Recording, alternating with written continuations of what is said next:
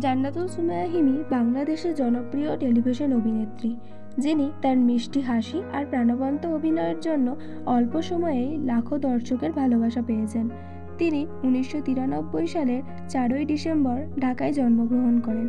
বিস্তারিত আরও জানার আগে আপনি যদি আমাদের চ্যানেলে নতুন হয়ে থাকেন, আমাদের চ্যানেলটি সাবস্ক্রাইব করে আমাদের সঙ্গে থাকুন। ধন্যবাদ। ছোটবেলা থেকেই অভিনয়ের প্রতি টান ছিল তার। নর্থ সাউথ বিশ্ববিদ্যালয় থেকে মার্কেটিংয়ে পড়াশোনা শেষ করার পর 2014 সালে RTV রং 20 কালার্স মডেল সার্চ প্রতিযোগিতায় চ্যাম্পিয়ন হন তিনি। আর সেখান থেকেই শুরু হয় তার ক্যারিয়ার। এরপর থেকে একের পর এক নাটকে কাজ করে দর্শকের মনে জায়গা করে নেন তিনি। হিমির জনপ্রিয় নাটকের মধ্যে আছে সংসার আমার ভালো লাগে না, দুষ্টু শ্বশুর মিষ্টি জামাই, মামার বাড়ি আর শ্বশুর বাড়িতে ঈদ। তার অনস্ক্রিন জুটি নিলয় আলমগীরের সাথে দর্শকদের মধ্যে দারুণ জনপ্রিয়। অভিনয় নিয়ে হিমি বলেন, এটা শুধু পেশা নয়, এটা তার ভালোবাসা।